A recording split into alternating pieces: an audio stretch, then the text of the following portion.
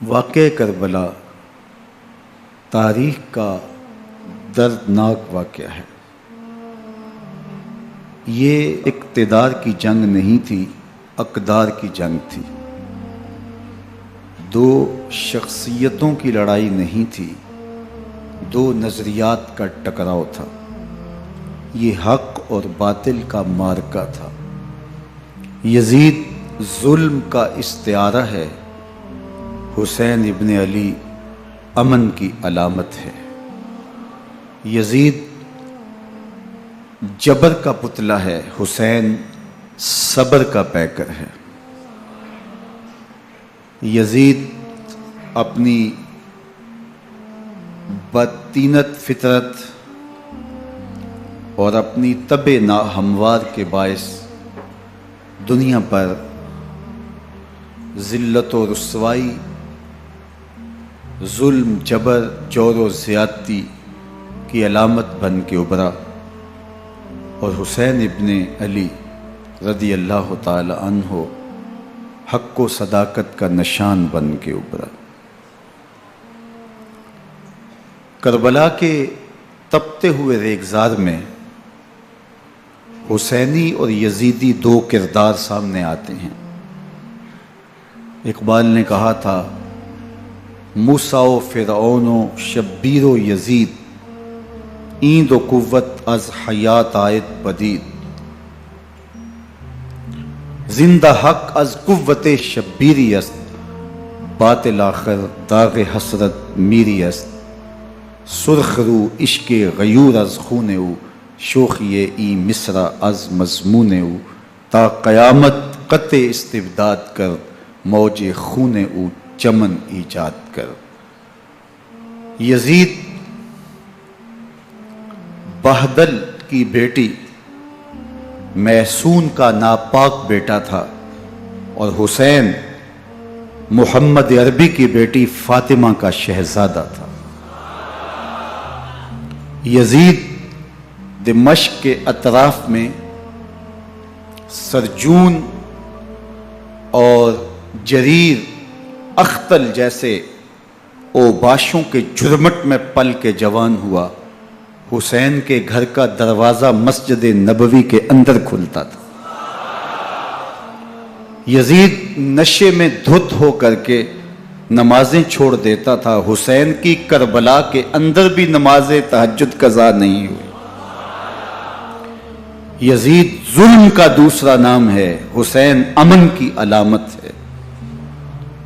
یزید نے زندگی میں ایک مرتبہ حج کیا اور شراب کے مٹکے ساتھ لے کے آیا، اور اختل اور دیگر گویوں اور مغنیوں کو اپنے ساتھ رکھا تاکہ سفر آسانی سے کٹے۔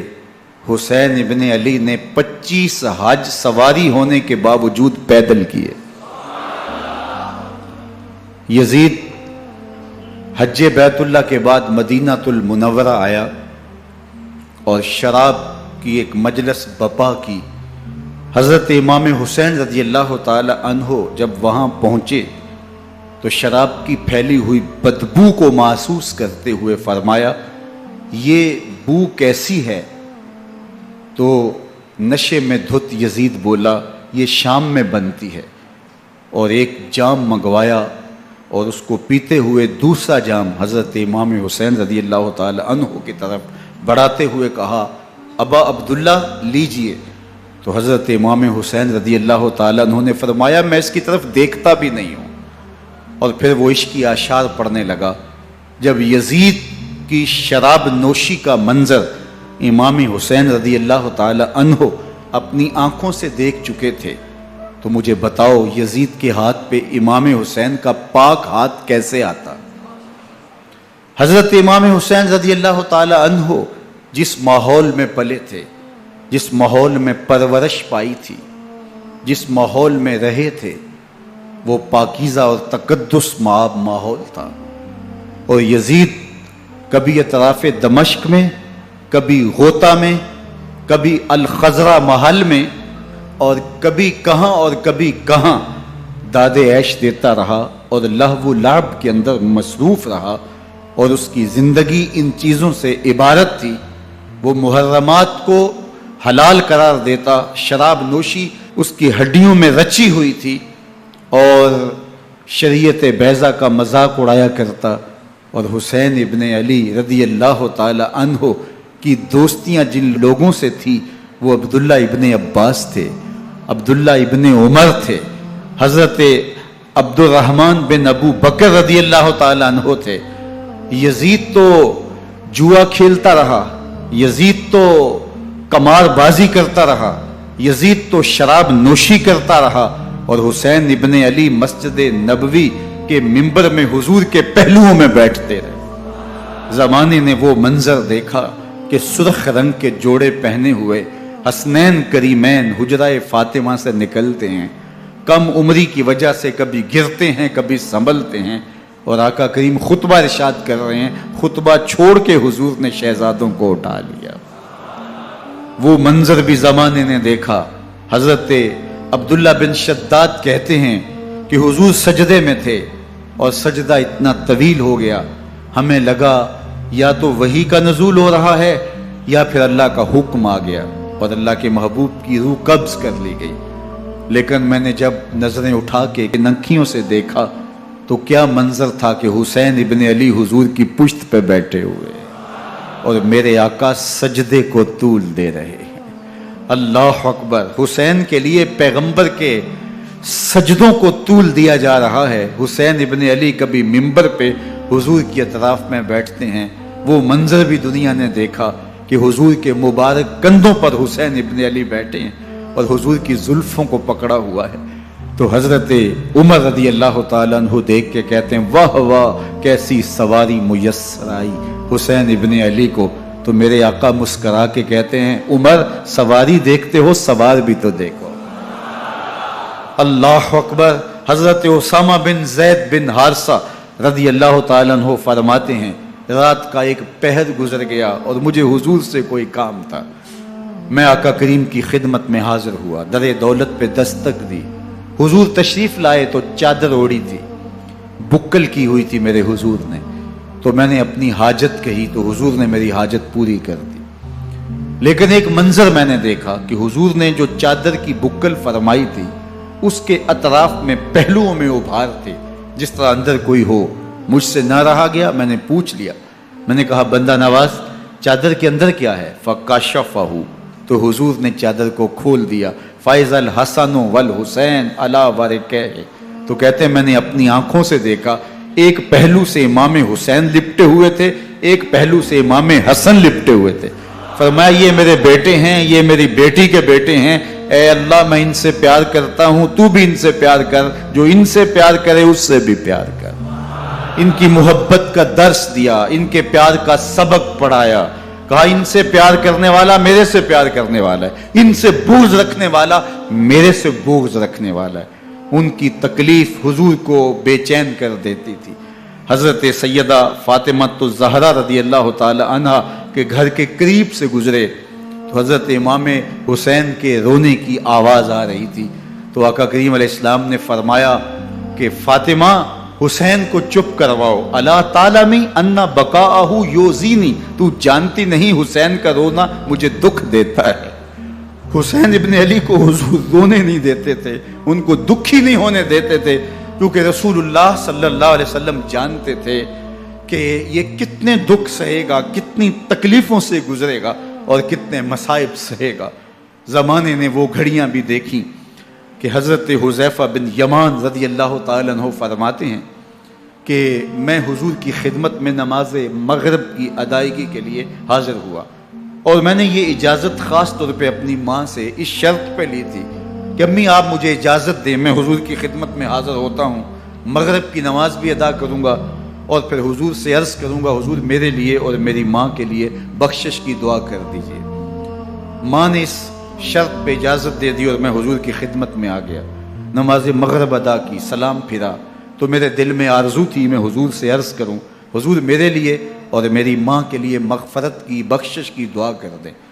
لیکن حضور عبادات میں، ذکر میں، نوافل میں ایسے مشغول ہوئے کہ میں آرزو رکھنے کے باوجود بھی عرض نہ کر سکا. خیر نماز عشاء کا وقت ہوا، اذان پکاری گئی، حضور مصلی پہ آئے، نماز پڑھی، سلام پھرا، تو میرے دل میں پھر خیال آیا کہ ماں سے ایک نماز کی چھٹی لی تھی، نمازیں بھی 2 ہو گئیں، ماں نے جاتے پوچھنا ہے حضور سے میرے لیے اور اپنے لیے مغفرت کی، بخشش کی دعا کروائی تھی، تو کیا جواب دوں گا؟ اور حضور اٹھے اور کاشانہ اقدس کی طرف چل دیے۔ اب میرے دل میں یہ خیال رہ کے آ رہا تھا کہ ماں کو کیا جواب دوں گا، میں تو حضور سے بخشش و مغفرت کی دعا کروا ہی نہیں سکا۔ جب حضور چل پڑے تو غیر ارادی طور پہ میں بھی حضور کے پیچھے چل پڑا۔ چلنے میں تھوڑی سی رفتار تیز ہو گئی، جس سے قدموں کی آہٹ پیدا ہوئی، تو جب آواز پیدا ہوئی تو حضور نے رخ پھیرے بغیر فرمایا من ھذا، میرے پیچھے پیچھے کون آ رہا ہے؟ پھر خود ہی کہا حذیفہ تو نہیں؟ تو میرا دل دھڑک رہا تھا، قل تو نعم، میں نے کہا جی حضور میں حذیفہ ہوں۔ فرمایا ما حاجتوں کا غفر اللہ لکا ولأمک، کیا کام ہے؟ اللہ تجھے بھی بخش دے، تیری ماں کو بھی بخش دے۔ اب جو کام تھا وہ جنبش لب سے پہلے ہی ہو گیا، یہاں تو لفظوں کا سہارا بھی نہیں لینا پڑتا، وہ بند لبوں کی بولیاں بھی سنتے ہیں۔ اقبال بولا ہے فروغت صبح آثار و دہور، چشم تو بی نندائے ما فی الصدور، تیری نظر تو سینوں کے چھپے راز بھی دیکھتے۔ تو کہا ما حاجتوں کا غفر اللہ لک ولأمک، اللہ تجھے بخش دے، تیری ماں کی بھی مغفرت کر دے، کیا کام ہے؟ اب جو کام تھا وہ تو ہو گیا۔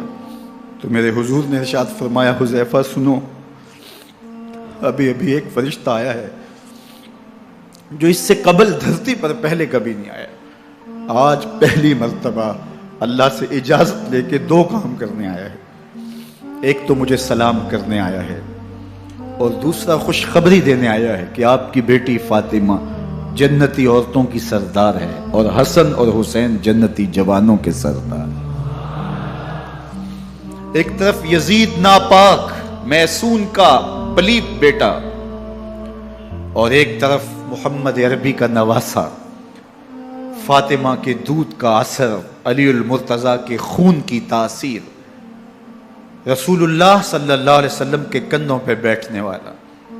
ایک دن حضور نے امام حسین رضی اللہ تعالیٰ عنہ کے ہاتھ پکڑ لیے اور ان کے پاؤں اپنے پاؤں پہ رکھے اور پھر فرمایا بیٹے آگے بڑھو، اور ان کے پاؤں حضور کی پنڈلیوں پہ آئے، پھر کہا بیٹے اور آگے بڑھو، حتیٰ کہ ان کے پاؤں حضور کی رانوں پہ آئے، پھر فرمایا بیٹا اور آگے بڑھو، تو ان کے پاؤں حضور کے مبارک بطن اقدس پہ آئے، پھر بازوؤں کو کھینچ کے اپنے قریب کیا اور حسین ابن علی کے منہ میں اپنی زبان رکھ دی، اور وہ اس طرح چوس رہے تھے جس طرح کھجور چوسی جاتی ہے۔ تو اللہ کے محبوب علیہ السلام نے حسین ابن علی کو اپنی زبان کا لعاب دہن دے کر کے، وہ شیر رحمت دے کر کے، وہ کوثر و تسلیم سے پاکیزہ تر آب رحمت عطا کر کے ان کی ہمیشہ کے لیے پیاس بجھا دی، تاکہ کل کربلا کے تپتے ہوئے ریگزار میں حسین ابن علی کو پیاس کی شدت تنگ نہ کرے اور پائے استقلال میں لغزش نہ آنے پائے۔ ان نازوں سے پالے ہوئے حسین کو، ان محبتوں سے پالے ہوئے حسین ابن علی کو امتحان بھی اتنے بڑے درپیش تھے۔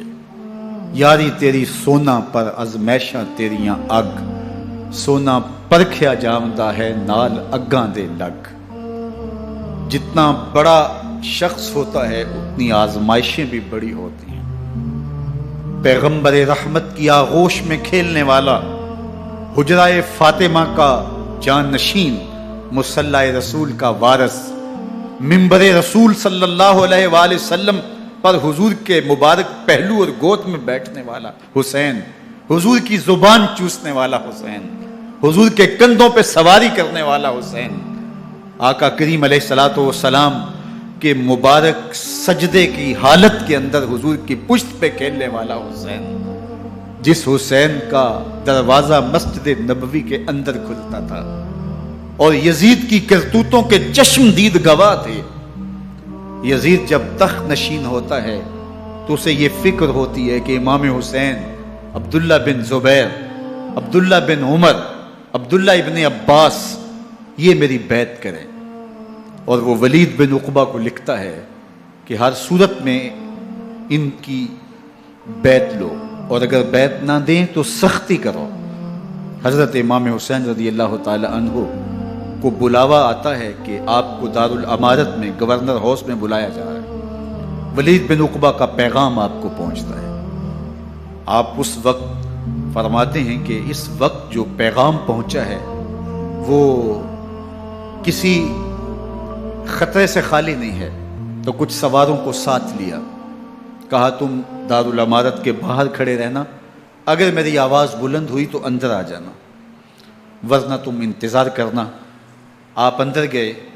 ولید بن عقبہ نے مروان کو بھی بلایا تھا.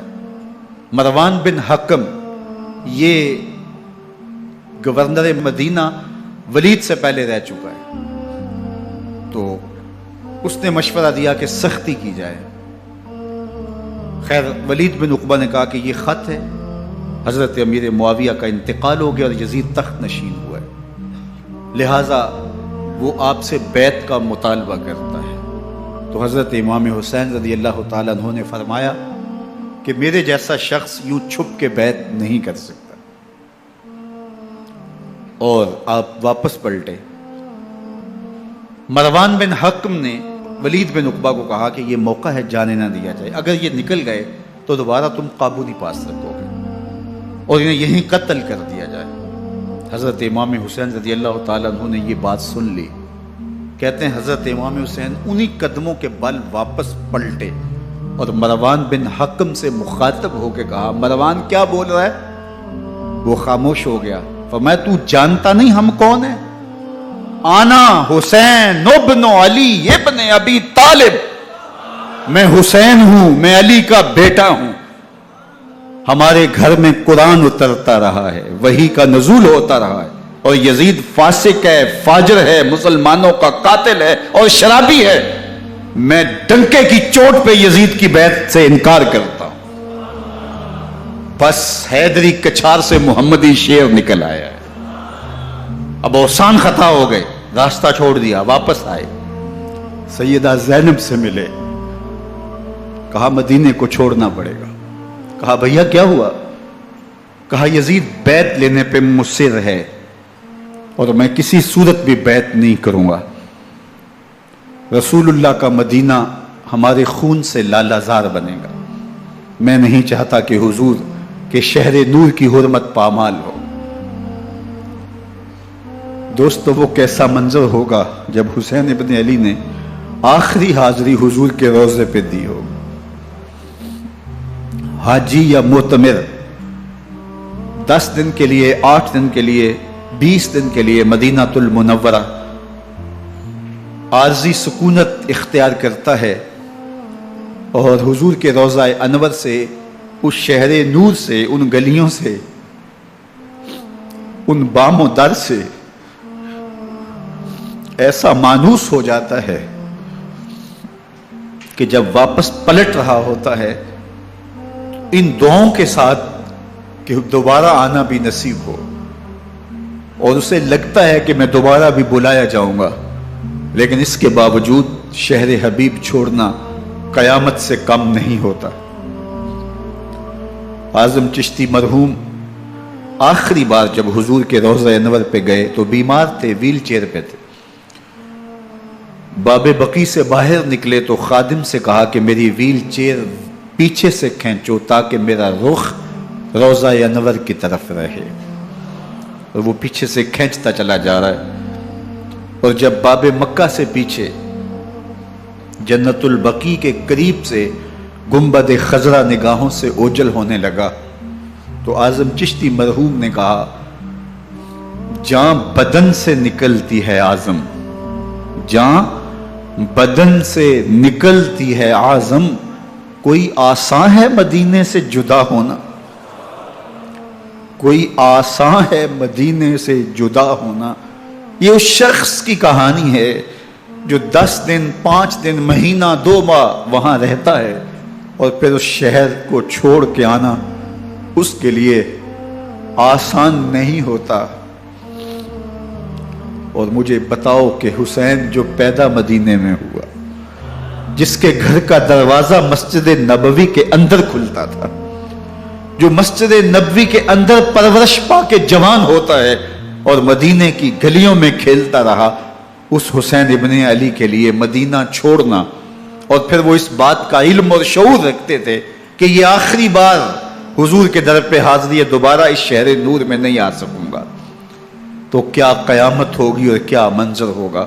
محمد بن حنفیہ کے علاوہ خاندان نبوت کے جتنے لوگ تھے ان سب نے شہر مدینہ کو الوداع کہا، اور رات کے موقع میں مدینہ المنورہ کو، مسجد نبوی کو چھوڑ کر کے مکہ کی جانب عازم سفر ہوئے۔ 3 شعبان المعظم کو مکہ المکرمہ پہنچتے ہیں، ادھر کوفیوں کے خطوط آنے شروع ہو جاتے ہیں۔ حضرت امام حسین رضی اللہ تعالیٰ عنہ مسلم بن عقیل رضی اللہ تعالیٰ عنہ کو صورتحال معلوم کرنے کے لیے بھیج دیتے ہیں۔ 40,000 کوفی آپ کے ہاتھ پہ بیعت کر لیتے ہیں۔ ادھر 25 پیدل حج کرنے والے حضرت امام حسین 8 ذی الحج کو احرام باندھتے ہیں، لیکن آپ کو پتہ چلتا ہے کہ حاجیوں کے روپ میں قاتل چھپا دیے گئے، تو آپ اس احرام کو حج کی بجائے عمرے میں بدلتے ہیں اور کوفے کی جانب عازم سفر ہوتے ہیں۔ کائنات والو، ذرا سینے پہ ہاتھ رکھ کے دیکھو کہ یہ کتنا مشکل مرحلہ تھا۔ اس دین کی آبرو کو بچانے کے لیے حضرت امام حسین رضی اللہ تعالیٰ عنہ نے کتنا بڑا قدم اٹھایا۔ آپ کے بہی خواہ، دوست، احباب عبداللہ بن عمر، یہ سارے روکتے ہیں۔ عبداللہ بن عباس کہتے ہیں حضرت نہ جائیے، الکوفی لا یوفی، کوفی کبھی وفا نہیں کرتے۔ آپ کے والد کو وہاں شہید کیا گیا، لیکن آپ ایک فرض کو نبھانے جا رہے ہیں۔ میرے غم گسارو، میرے مہربانوں، نہ روکو مجھ کو جانے دو، مجھے نانے کے دی کی ڈوبتی کشتی بچانے دو۔ میں جاتا ہوں کہ دنیا پر وفا کا نام رہ جائے، میں رہوں نہ رہوں پر عظمت اسلام رہ جائے۔ میں نہیں جاتا تو نبی کے گھر کی آن جاتی ہے، میں نہیں جاتا تو نبی کے گھر کی آن جاتی ہے۔ تمہارا دین جاتا ہے، میری غیرت ایمان جاتی ہے۔ حضرت امام حسین یہاں سے چلتے ہیں، ابھی راستے میں ہی پہنچتے ہیں کہ یہ خبر آتی ہے کہ کوفے والوں نے بے وفائی کر دی۔ حضرت مسلم بن عقیل رضی اللہ تعالیٰ عنہ کو شہید کر دیا گیا، نعمان بن بشیر معزول کر دیے گئے، ابن مرجانہ ابن زیاد وہاں متعین کر دیا گیا جو سخت گیر شخص تھا، اور اس نے لوگوں کو ڈرایا، دمکایا، اور کوفے کے لوگوں کے دل بدل گئے اور وہ بیعتیں توڑنے لگے۔ وہ منظر مسجد کوفہ کا کتنا دلگداز تھا۔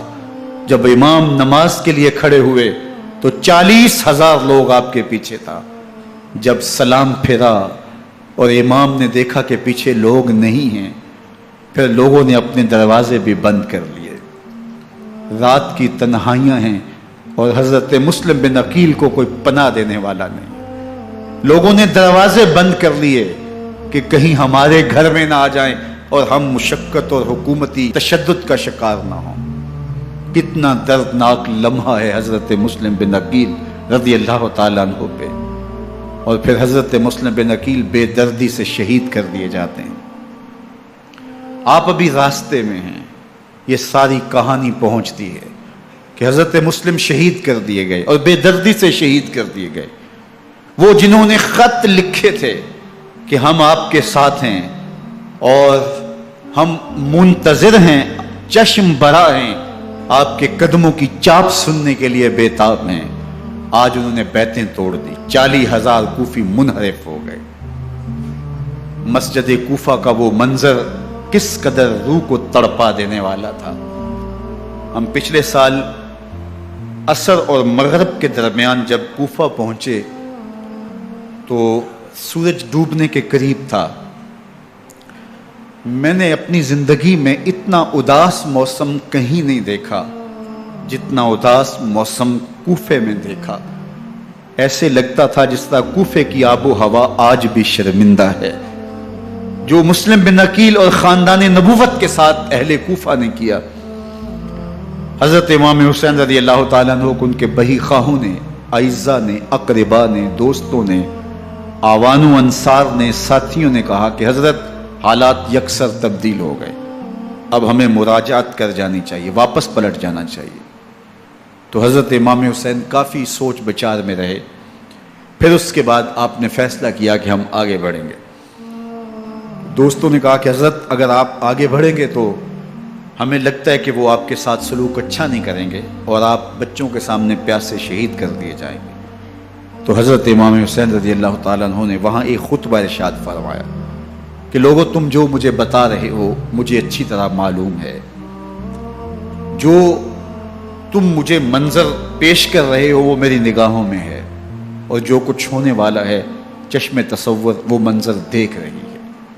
چونکہ حضرت امام حسین رضی اللہ تعالیٰ عنہ کی شہادت کی خبر حضرت امام حسین کے پیدا ہوتے ہی خاندان نبوت میں عام تھی. حضور علیہ الصلوۃ والسلام کو یہ بات جبریل امین نے آ کے بتائی تھی جب حسین ابن علی کے ساتھ حضور محبت کا اظہار کر رہے تھے. تو یہ جبریل امین نے آ کے کہا تھا حضور آپ کا یہ بیٹا ارض طف میں شہید کر دیا جائے گا، اور کربلا کی مٹی لا کے حضور کو دی اور ام سلمہ کو حضور نے عطا کر دی. حضرت ام سلمہ کہتی ہیں کہ ایک دن میں سوئی تو خواب دیکھا کہ حضور کے مبارک بال بکھرے ہوئے ہیں اور سخت پریشان ہیں. تو میں نے کہا کہ حضور آپ کی یہ کیا حالت ہے؟ وَبِيَدِهِ قَارُورَةٌ، اور حضور کے ہاتھ میں ایک شیشی ہے، فِيهَا دَمٌ، جس کے اندر خون ہے.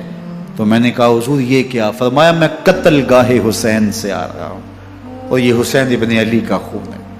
تو کہا 10 محرم کا دن تھا، دوپہر کا یہ منظر تھا، میں کیلولہ کر کے اٹھی، جب میں نے دیکھا تو وہ شیشی جس میں کربلا کی مٹی رکھی تھی وہ خون بن چکی تھی.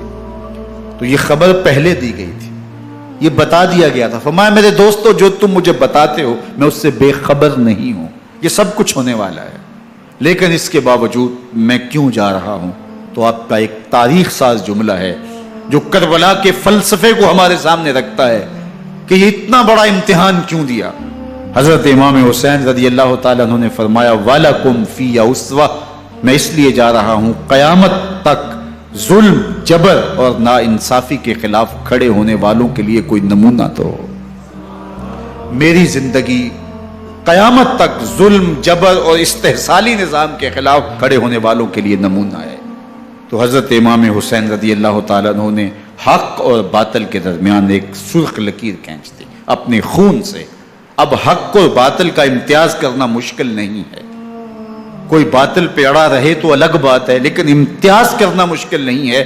حدود بالکل واضح کر دی. اقبال نے یہاں کتنی خوبصورتی کے ساتھ اس مضمون کو نبھایا. سرخ رو عشق غیور از خون او، شوخی ای مصرع از مضمون او، تا قیامت قطع استبداد کر، موج خون او چمن ایجاد کر. ایک جہاں آباد کر دیا، حق اور باطل کی راہیں اجال دی. اب لوگوں کو یزید کا چہرہ پہچاننے میں دیر نہیں لگتی. وقت کے ہر یزید کا چہرہ آسانی سے پہچانا جا سکتا ہے. یہ معرفت زمانے کو کروائی کس نے؟ حسین ابن علی نے کروائی رضی اللہ تعالی عنہ. تو حضرت امام حسین نے فرمایا کہ جو میرے ساتھ ہونے والا ہے میں اچھی طرح جانتا ہوں، لیکن میں اس کے باوجود آگے بڑھوں گا. پھر بڑھے اور کربلا میں جا کے خیمہ زن ہو گئے. 7 محرم کو پانی بند کر دیا گیا. پانی بند ہوا تو کھانا بھی میسر نہیں تھا، لیکن ذکر پانی کا ہوتا ہے اس لیے کہ کھانے کے بغیر انسان کئی دن کاٹ لیتا ہے، لیکن پانی کے بغیر گزر نہیں ہوتی. تو فرات کی نہر سامنے اپنی موجوں کے ساتھ چمک رہی ہے، لیکن ایک قطرہ آب بھی آل رسول کو نہیں دیا جا رہا. کائنات کے اندر ایسے انوکھے امتحان بھی ہوتے ہیں. وارثوں ساقی کوثر کے، مالک ہوں حوض کوثر کے، اور بیٹے ہوں ساقی کوثر کے، اور آج ایک بوند پانی کی بھی میسر نہ ہو. صبر کا امتحان ہے، عزیمت کا امتحان ہے. حضرت امام حسین رضی اللہ تعالیٰ عنہ خیمہ زن ہو گئے. 3 دن تک پانی بند رہتا ہے. 9 محرم کو رات کی تنہائی میں حملہ آور ہونا چاہتے ہیں، لیکن آپ نے کہا کہ ہمیں اللہ کے حضور عبادت اور ذکر کے لیے وقت دیا جائے۔ ساری رات ذکر میں گزرتی ہے، عبادات میں گزرتی ہیں۔ رات کے اندھیرے میں آپ چراغ بجھا دیتے ہیں۔ آوان و انصار کو کہتے ہیں کہ ان کی دشمنی میرے ساتھ ہے، انہیں میرا خون چاہیے، اگر تم رات کی تاریکی میں نکل جاؤ تو میں تم سے کوئی مواخذہ نہیں کروں گا، اور یہ بھی تمہارا پیچھا نہیں کریں گے، اس لیے کہ ان کا مطلوب تم نہیں ہو، ان کا مطلوب میں ہوں۔ جب چراغ جلایا تو کوئی بھی نہیں گیا۔ مسلم بن اوسجہ کھڑے ہو کے کہتے ہیں حضرت اگر ہمارے بدن کو 70 بار کاٹا جائے اور جلایا جائے اور ہواؤں میں اڑا دیا جائے پھر بھی آپ کا ساتھ نہیں چھوڑیں گے۔ 70 سال کے بوڑھے ہیں حبیب بن مظاہر، کہتے ہیں حضرت آپ کو چھوڑ کے جائیں کہاں، آپ کو چھوڑ کے جائیں کہاں؟ کوئی ساتھ چھوڑنے کے لیے تیار نہیں ہے۔ پیاس ہے، سخت گرمی ہے، کربلا کا ماحول ہے، 72 افراد اور خاندان کی خواتین میدان کربلا میں خیمہ زن ہیں۔ دوسری طرف لشکر اعداء اشقیا 22,000 کی تعداد میں مقابلے میں، ایک روایت 30,000 کی ہے۔ ان صرف 72 پیاسے لوگوں کے لیے اتنے لوگوں کو جمع کرنے کا مقصد خوف زدہ کرنا تھا۔ شرط ہے کہ یزید کی بیعت کر لیں، محاصرے توڑ دیں گے، پانی دستیاب ہوگا، اعزاز و اکرام سے نوازا جائے گا، خزانوں کے منہ کھول دیے جائیں گے۔ لیکن حسین ابن علی کہتے تھے سب کچھ لٹ جائے گا، باطل کے ہاتھ پہ ہاتھ نہیں رکھوں گا۔ اللہ اکبر۔ اب صبح طلوع ہوتی ہے، عاشور کا دن چڑھتا ہے، سورج اپنی پوری تمازت کے ساتھ گرمی برسا رہا ہے۔ آج خاندان نبوت کا امتحان زمانے نے دیکھنا ہے۔ رسول اللہ کا لعاب چوسنے والا اس کے صبر کا آج امتحان ہے۔ حضور کے کندھوں پہ کھیلنے والے حسین کا آج امتحان ہے۔ اللہ اکبر۔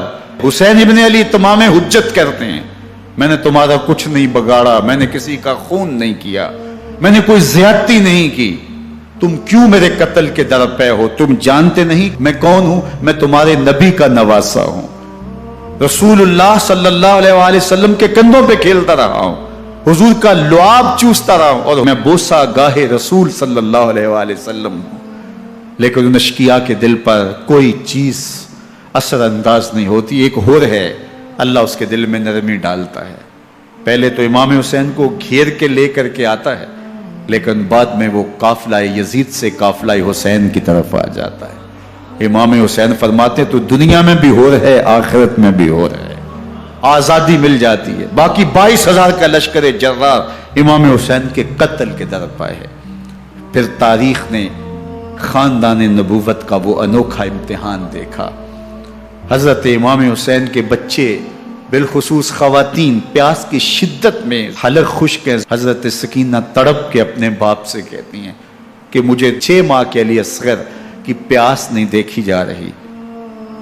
بچے کو ہاتھوں پہ اٹھاتے ہیں اور نہر فرات کے کنارے پہنچ کے فرماتے ہیں اشقیاء سے مخاطب ہو کے تمہارا معاملہ میرے ساتھ ہے، اس 6 ماہ کے بچے نے تمہارا کچھ نہیں بگاڑا، اور چلو بھر کے اس کا حلق سیراب کرنا چاہتے ہیں۔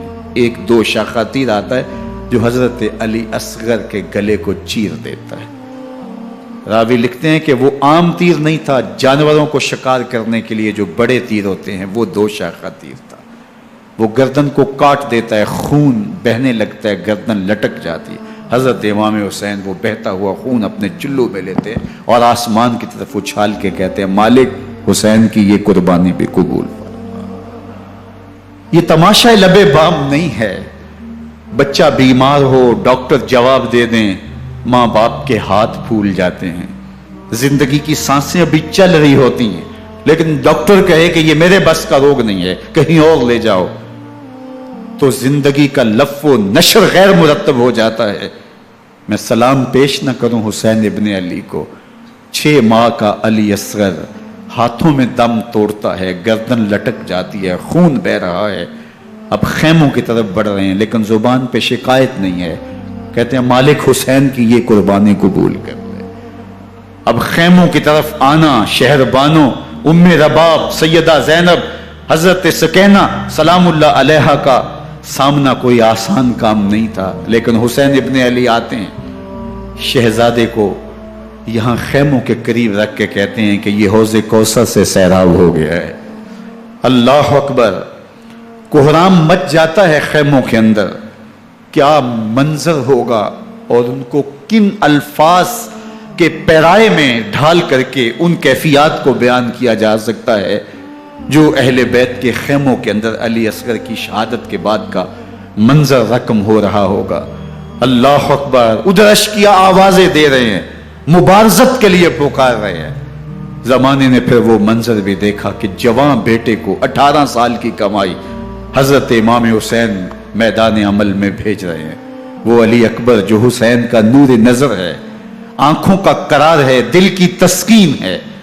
اور پھر حضرت علی اکبر جب گھوڑے کی زین سے فرش زمین پہ گرتے ہیں تو باپ کو آواز دیتے ہیں، اور حضرت امام حسین جو ہے وہ آگے جا کے بیٹے کی لاش اٹھاتے ہیں۔ اللہ اکبر، 18 سال کے بیٹے کی لاش کو کندھوں پہ اٹھا کے خیموں تک لاتے ہیں اور ہاتھ پھیلا کے کہتے ہیں مالک حسین کی یہ قربانی بھی قبول فرما۔ کبھی قاسم بن حسن کی لاش اٹھا کے لاتے ہیں، کبھی اون و محمد کی لاشیں اٹھا کے لاتے ہیں، بھتیجوں کی، بھانجوں کی، بھائی عباس کے کٹے ہوئے بازو اور زخموں سے چھدا ہوا لاشا۔ کیا کیا قیامتیں تھیں جو اس کربلا کے ایک میدان کے اندر نہیں توڑی گئیں۔ حضرت امام حسین پر دکھ پہ دکھ، تکلیفوں پہ تکلیفیں۔ اب 71 لاشیں اٹھا کے خیموں تک پہنچا چکے، اور ادھر مبارزت کی دعوت دی جا رہی، آؤ میدان عمل میں آؤ، اب دیر کیوں کر رہے ہو۔ رسول اللہ کا حرم، رسول اللہ کی شہزادیاں جو نازوں میں پلی تھی، وہ کلیاں جو شبنم کا بوجھ بھی گوارا نہیں کر سکتی تھی، آج مصیبتوں کے پہاڑ ٹوٹ گئے۔ حضرت امام حسین کبھی شہربانوں کو، کبھی ام رباب کو دلاسا دیتے ہیں، کبھی حضرت زینب کو کہتے ہیں۔ حضرت زینب کربلا کے اس میدان کے اندر بڑے حوصلے کے ساتھ اپنے بھائی کے ساتھ کھڑی رہی، اپنے 2 بیٹے راہ خدا میں پیش کیے، ان کی لاشیں وصول کی، لیکن زینب جس جرأت کے ساتھ، جس پامردی کے ساتھ اس سارے منظر کو حوصلے کے ساتھ سہتی رہی، وہ یقیناً حوصلہ سیدہ زینب سلام اللہ علیہا کا ہی ہے۔ لیکن یہ وہ منظر تھا کہ زینب کا دل بھی ڈول گیا جب حسین ابن علی گھوڑے پہ بیٹھنے لگے، اور ان کو گھوڑے میں بٹھانے والا کوئی نہیں تھا، اور جو بھی سوار جاتا پھر واپس اس کی لاش ہی آتی اور حسین ابن علی لے کے آتے۔ آج حسین ابن علی جا رہے ہیں، زندگی کا سارا سرمایہ لٹ رہا ہے، حضرت زینب سلام اللہ علیہا سنبھل نہیں رہی۔ حضرت امام رضی اللہ تعالیٰ عنہ اٹھے اور آپ نے حضرت زینب کو صبر کی تلقین کی اور کہا کہ صبر ہی بہترین ذریعہ ہے اور اللہ کی قربت کا ایک بہترین سبب ہے، اور ان کو صبر کی تلقین کرتے ہوئے فرمایا کہ میرے بعد تم نے اس ذمہ داری کو سنبھالنا ہے، اور ان مخدرات اسلام کی، ان شہزادیوں کے پردے کی تم نے حفاظت کرنی ہے۔ اور پھر گھوڑے کی زین کس کے امام حسین لشکر اشکیا کی طرف بڑھتے ہیں۔ اب خیموں سے سسکیوں کی آواز آ رہی ہے، ان کا سردار، ان کا تاجدار آج سب کو چھوڑ کے کربلا کے میدان کی طرف بڑھ رہا ہے۔ جرم کیا کیا، قصور کیا کیا، اس نے کیا زیادتی کی کہ آج نیزوں اور انیوں کے مقابلے میں 22,000 کا لشکر حضرت امام حسین پہ ٹوٹ پڑتا ہے۔ آپ پھر اتمام حجت کرتے ہیں، میں نے کسی کو قتل نہیں کیا، خون ناحق نہیں بہایا، میرے خون کے درپے کیوں ہو، اپنی آخرت کیوں برباد کرتے ہو، تم جانتے نہیں میں کون ہوں، میں تمہارے نبی کا نواسا ہوں۔ لیکن ابن زیاد کہتا ہے مقابلے میں آؤ۔ پھر حضرت امام حسین رضی اللہ تعالیٰ عنہ مقابلے میں آتے ہیں، اور جب گھوڑے کو ایڑ لگا کے دشمن اشقیاء پہ ٹوٹتے ہیں تو پھر ایسا منظر ہوتا ہے کہ وہ بھیڑ بکریوں کی طرح آگے بھاگتے ہیں۔ 71 زخم کلیجے پہ لیے شجاعت کا یہ پیکر جب میدان میں آتا ہے، آواز آتی، یہ کون ذی وقار ہے، بلا کا شاہ سوار ہے، لباس ہے پھٹا ہوا غبار سے اٹا ہوا، تمام جسم نازنی چدا ہوا کٹا ہوا، یہ نبی کا نور عین ہے، یہ بال یقین حسین ہے، یہ حسین ابن علی رضی اللہ تعالیٰ عنہ۔ پھر چاند بادلوں میں گھر جاتا ہے، شامی ہنڈے تیر برساتے ہیں، تلواروں سے آپ کے بدن پر ضربیں لگاتے ہیں اور نیزوں سے آپ کے بدن کو پرو دیتے ہیں۔ جب آپ کا پیراہن بعد میں اتارا گیا تو آپ کے پیراہن میں 122 سوراخ تیروں کے تھے، 33 زخم تلواروں کے اور 34 گھاؤ نیزوں کے تھے۔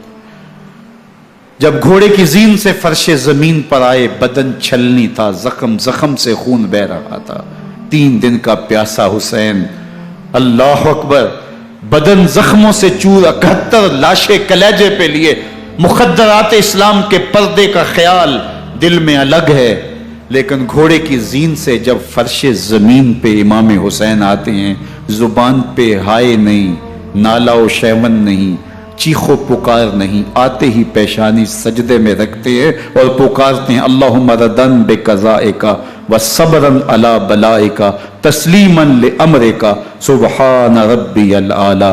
مالک گھر لٹا کے، بچے لٹا کے، خاندان سب کچھ قربان کر کے، اپنے بدن کو زخموں سے چھلنی کروا کے، تیروں اور نیزوں کی انیوں سے اپنے آپ کو زخمی کروا کے، تیرے حضور سر جھکا کے یہ اقرار کرتا ہوں کہ حسین تیری تقدیر پہ راضی ہے، مالک تو بھی بتا، تو بھی حسین پہ راضی ہوا ہے کہ نہیں ہوا۔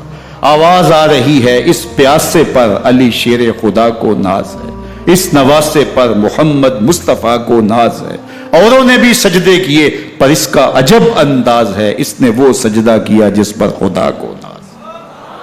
حسین ابن علی رضی اللہ تعالیٰ عنہ کا سر انور دستے قاتل نے تب کاٹا جب وہ سجدے میں جھکا ہوا تھا۔ یزید نے کہا میں بیعت لوں گا، امام حسین نے کہا کبھی بھی نہیں دوں گا، یہ سر کٹ سکتا ہے جھک نہیں سکتا۔ سر کاٹ کے نیزے کی نوک پہ چڑھا دیا گیا اور یہ اس بات کا اعلان تھا کہ ہم جیت گئے اور حسینی ہار گئے، اور لشکر یزید میں غوغا مچ گیا، نقارے بجنے لگے کہ ہم جیت گئے، دیکھو امام حسین شہید کر دیے گئے، اور سر کاٹ کے نیزے کی نوک پہ چڑھایا گیا۔ لیکن لشکر یزید سے ہی آواز آئی یہ کیسا سر ہے جو کٹ کے بھی سر بلندی ہے، کٹ گیا ہے پھر بھی اونچا ہے، اللہ اکبر، یہ سر سجدے میں کٹا ہے، رب کے حضور عبادت کی حالت میں کٹا ہے، حسین آج بھی سجدے میں ہے، اللہ اکبر، حسین آج بھی سجدے میں ہے، بلکہ کٹے ہوئے سر کا رخ زمین کی جانب تھا اور کٹی گردن آسمان کی طرف، یوں نیزے پہ پرویا گیا، اللہ اکبر۔ ایک شاعر نے نقشہ کھینچا، بآنکھ سر نیزے پہ اور سوئے زمین ہے روح، یعنی سجدہ ثانی کی ہے آرزو۔ رکعت کے 2 سجدے ہوتے ہیں، ابھی ایک سجدہ ہوا تھا کہ دست قاتل نے سر کاٹ دیا، کہا حسین کی پیشانی میں دوسرے سجدے کی تمنا مچل رہی۔ یہ تھا حسین ابن علی کا سجدہ، ساری زندگی رب کے حضور سجدہ قضا نہیں ہونے دیا۔ آج پانی نہیں ہے، اللہ اکبر، آج تیمم کر لیتے ہیں، آج اپنے خون کو اوڑھ کر کے حسین نے اپنی پیشانی اپنے مالک کے حضور جھکا کر کے عظیمت کی وہ انوکھی داستان رقم کر دی کہ صدیاں گزرنے کے باوجود بھی ان کی یادوں کے چراغ روشن ہیں۔ جب حضرت امام حسین اور دوسرے آیان و انصار کو شہید کر دیا گیا تو ان کے سر نیزوں کی نوک پہ چڑھا دیے گئے، حضرت امام حسین کا کٹا ہوا سر اور باقی 71 افراد کے کٹے ہوئے سر نیزوں کی نوک پہ، اور 10 سواروں کو ابن سعد نے کہا کہ ان کو رون دو، اور گھوڑوں کی ٹاپوں تلے حضرت امام حسین رضی اللہ تعالیٰ عنہ اور ان کے آوان و انصار کو جو ہے وہ روندا گیا، حتیٰ کہ ان کی استخوان مبارک، ان کی ہڈیاں بھی چور چور ہو گئیں۔ روننے سے قبل ان کا لباس اتار لیا، ان کے کپڑے اتار لیے گئے۔ اللہ اکبر، کیسی دردناک گھڑیاں تھی۔ یزید کا صرف یہی بد کرداری کا مرحلہ نہیں تھا، اس کربلا کے صحرا کے اندر یزید نے جس طرح امام حسین رضی اللہ تعالیٰ عنہ کو شہید کیا اور حضرت امام حسین کے خاندان کو شہید کیا، جب مدینہ المنورہ پر یزید نے مسلم بن عقبہ کو مقرر کیا، جس کو بزرگوں نے مصرب بن عقبہ کہا ہے، تو اس کو کہا 3 دن تک مدینے کا حرم تمہارے لیے حلال ہوگا، جو چاہو تم کرنا، اور شامی فوجوں کو اجازت ہوگی۔ تو وہاں بھی انہوں نے 10,000 تابعین اور 700 صحابہ کو شہید کیا۔ حضرت ابو سعید خدری رضی اللہ تعالیٰ عنہ گھر سے باہر نکلے، کافی بوڑھے ہو چکے تھے، تو انہوں نے حضرت ابو سعید خدری کو پکڑ لیا، کہا تم کون ہو؟ کہا مجھے ابو سعید خدری کہتے ہیں۔ تو کہا ہاں تمہارا نام سنا ہے، اور داڑھی سے پکڑ کے کھینچا اور کہا کہ ہے تمہارے پاس جو ہمیں دو؟ تو کہا کہ میرے پاس تو کچھ بھی نہیں، میں تو فقیر آدمی ہوں۔ تو ان کے گھر ان کو لے گئے، تو 2 کبوتر رکھے تھے حضرت ابو سعید خدری نے، تو وہ کبوتر لوٹ کے لے گئے۔ اللہ اکبر۔ حضرت ابن سنان رضی اللہ تعالیٰ عنہ کو، جو حضور کے علم بردار تھے فتح مکہ کے دن، ان کو ستو پہلے پلائے اور پھر ان کی گردن کاٹی گئی، اور کہا یہ ہے وہ ستو جو تم زندگی میں آخری بار پیو گے۔ ایک گھر میں داخل ہوئی شامی فوج، تو ایک خاتون کے ابھی بچہ پیدا ہوا تھا، اور قابلہ نے، دائیا نے وہ بچہ ماں کی چھاتی پہ لٹایا، اور وہ ماں کا پہلا دودھ پی رہا تھا۔ تو یہ جا کے کہنے لگے نکالو تمہارے پاس جو کچھ ہے۔ تو اس خاتون نے کہا تم جانتے ہو یہ بچہ کون ہے؟ تو انہوں نے کہا ہم نہیں جانتے۔ کہا یہ حضرت ابن ابی کبشہ انماری رضی اللہ تعالیٰ عنہ کا بچہ ہے، اور یہ وہ صحابی ہیں کہ جو بیت الشجرہ کے موقع پہ حضور کے ہاتھ پہ بیعت کرتے ہیں۔ انہوں نے اس چیز کا لحاظ نہ کیا کہ جو کچھ ہے وہ ہمیں دو، ورنہ تیرے بچے کو نہیں چھوڑیں گے۔ تو ماں بچے سے مخاطب ہو کے کہتی ہے، ابھی بچہ پیدا ہوا ہے اور ماں سے پہلا دودھ پی رہا ہے، کہ بیٹے اگر میرے پاس کچھ ہوتا، وہ قیمتی سے قیمتی چیز بھی ہوتی، تیری جان کے لیے قربان کرتی، لیکن اس وقت میرے پاس کچھ ہے نہیں۔ تو ایک شکی آگے بڑھا اور بچے کو ایک ٹانگ سے پکڑ کے کھینچ کے دیوار کے ساتھ پٹک کے مارا، جس سے دماغ کا بھیجا نکل گیا۔ کیا کیا زیادتیاں نہیں کی۔ 700 صحابہ حرہ کے واقعہ میں شہید کیے یزید نے، اور 10,000 تابعین شہید کیے۔ مسجد نبوی میں ممبر رسول کے ساتھ گھوڑے باندھے، اور وہ ممبر رسول اور مصلی رسول کے قریب لید کرتے رہے۔ حضرت سعید بن المسیب فرماتے ہیں میں نابینا تھا اور حضور کے روضہ انور کے پاس بیٹھا تھا، اور یزید کے سپاہی آتے، جو بھی مسجد میں نظر آتا پکڑ کے لے جاتے، مجھے نابینا سمجھ کے چھوڑ دیتے، لیکن میں پریشان تھا کہ ظہر کا وقت ہوگا، عصر کا وقت ہوگا، مغرب عشاء کا وقت ہوگا، نہ اذان نہ اقامت نہ جماعت، تو کیسے مجھے پتہ چلے گا کہ نماز کا وقت ہو گیا، اور کیسی میری نمازوں کا کیا بنے گا؟ میں اس فکر میں بیٹھا تھا۔ لم ازل اسمع الاذان والاقامت من قبر رسول اللہ صلی اللہ علیہ وآلہ وسلم۔ فرماتے ہیں جب بھی پھر نماز کا وقت آیا، گنبد خضرا سے اذان کی بھی آواز آئی، اقامت کی بھی آواز آئی۔ 3 دن تک مسجد نبوی کے اندر گھوڑے بندے رہے، اور مدینہ کی حرمت پامال کی۔ مدینہ کے گھروں کے اندر یہ بدکماش داخل ہوئے، اور جو بدکاریاں انہوں نے کی کلیجہ منہ کو آتا ہے۔ 1002 شیزائیں ان بدکاروں کی بدکاریوں کی وجہ سے کنواری حالت کے اندر حاملہ ہوئی۔ 3 دن تک مدینے کا حرم انہوں نے پامال کیا، اور پھر مکہ المکرمہ میں کعبۃ اللہ پر گولے برسائے، اور کعبہ کا غلاف جل گیا۔ وہ تو یزید مر گیا، اور حضرت عبداللہ ابن زبیر رضی اللہ تعالیٰ عنہ نے اپنی خلافت کا اعلان کیا۔ یزید کے یہ کرتوت تھے، ادھر اہل مدینہ کو ستایا، ادھر اہل مکہ کو ستایا، اور رسول اللہ صلی اللہ علیہ وسلم کے خانوادے کی بے حرمتی اور توہین کی۔ نہ صرف انہیں قتل کیا گیا، ان کی لاشوں پہ گھوڑے دوڑائے۔ ابن سعد شمر جو ہے وہ خیموں میں داخل ہوا اور مخدرات اسلام کی چادریں چھیننے کی کوشش کی۔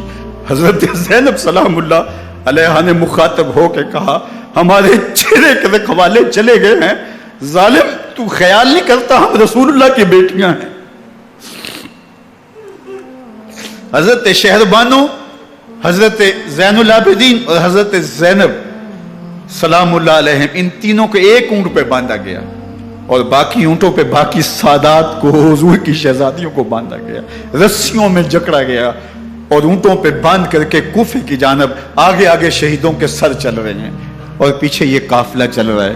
اور جب یہ قافلہ وہاں سے گزرا جہاں لاشیں پڑی تھی، امام زین العابدین 14 سال کے تھے اور بیمار تھے، اور ان کا حوصلہ نہ ہوا، وہاں غشی ان کے اوپر آنے لگی، اور وہ منظر ابن کثیر نے، باقی لوگوں سب نے لکھا ہے کہ پھر جب ان کی یہ حالت ہوئی تو پھر سیدہ زینب سلام اللہ علیہ، جنہوں نے ابھی تک بڑے حوصلے کے ساتھ ساری مشکلات کا مقابلہ کیا تھا، اب ان کے بندھن ٹوٹ گئے اور آنکھوں سے آنسو بہنے لگے، اور سیدہ زینب نے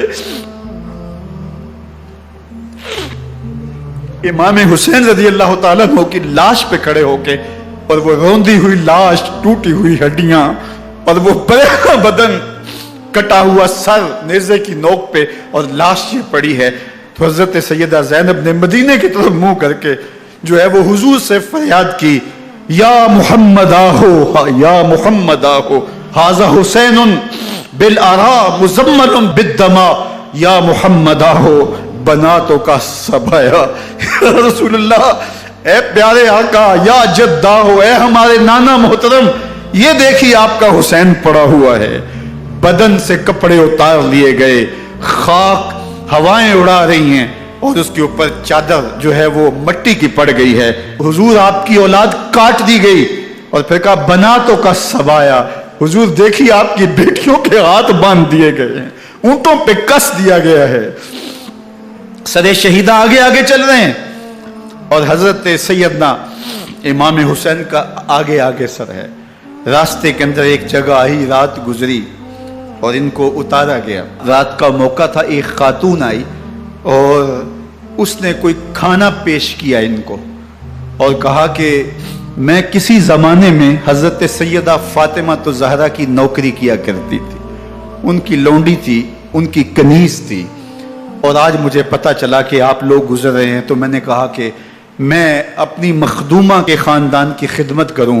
اور پھر اس نے کہا کہ اس وقت سیدہ کی گود میں ایک 6-7 ماہ کی بچی تھی جس کو زینب کہا کرتے تھے، تو سیدہ زینب نے کہا کہ اماں اگر پہچانتی ہو تو وہ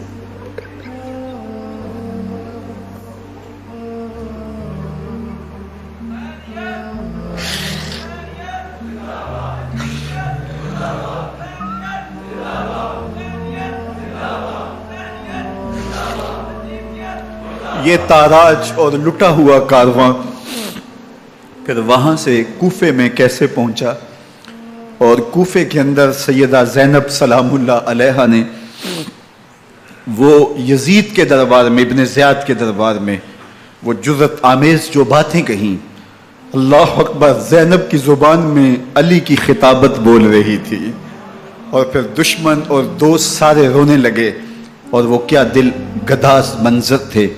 اور پھر یہ سروں کا قافلہ اور سادات کرام کا مشکیں کسی ہوئی ہیں اور اونٹوں پہ باندھے ہوئے، ان کو وہاں سے پھر قادسیہ اور قادسیہ سے پھر دمشق یزید کے دربار میں پہنچایا گیا، اور وہاں سے یہ لٹے ہوئے خانمہ برباد تاراج لوگ مدینہ المنورہ میں کیسے پہنچے، اور اہل مدینہ نے کیسے استقبال کیا، اور وہ منظر کتنا دل گداز تھا جب اہل مدینہ زینب سے پوچھتے تھے زینب حسین کہاں ہے؟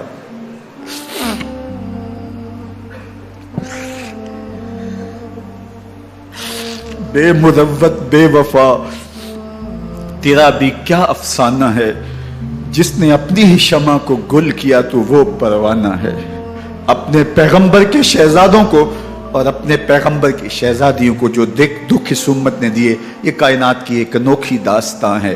اللہ ہمیں اسوہ شبیری پہ عمل کی توفیق عطا کرے اور ان کے نقوش پاک کی برکتیں دے، اہل بیت کی محبت ہماری روحوں میں جذب کر دے، اور جس عظیمت کے ساتھ، جس حوصلے کے ساتھ انہوں نے دکھوں کو جھیلا، جو دہکتی آگ کے شعلوں پہ سویا وہ حسین، جو جواں بیٹے کی میت پر نہ رویا وہ حسین، جس نے سب کچھ کھو کے کچھ نہ کھویا وہ حسین، مرتبہ اسلام کا جس نے دوبالا کر دیا، خون نے جس کے دو عالم میں اجالا کر دیا، جو کہ سوزے غم کو سانچے میں خوشی کے ڈھال کے مسکرایا موت کی آنکھوں میں آنکھیں ڈال کے۔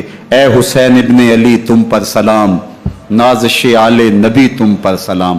ذرا میرے ساتھ یہ پڑھ لیجئے، اے حسین ابن علی تم پر سلام، نازش آل نبی تم پر سلام، تم پہ لاکھوں رحمتیں لاکھوں سلام، اے شہیدان محبت کے امام، لالا گوں لالا بدن لالا کفن، اے چمن اندر چمن، زندگی ہی زندگی تیری حیات اے حیات اندر حیات اندر حیات، افتخار ملت بیضا ہے تو، رب کعبہ کی قسم یکتا ہے تو، فخر کا دل میں دریچہ باز کرنا چاہیے، جن کا تو آقا ہے ان کو ناز کرنا چاہیے۔ وآخر دعوانا ان الحمدللہ۔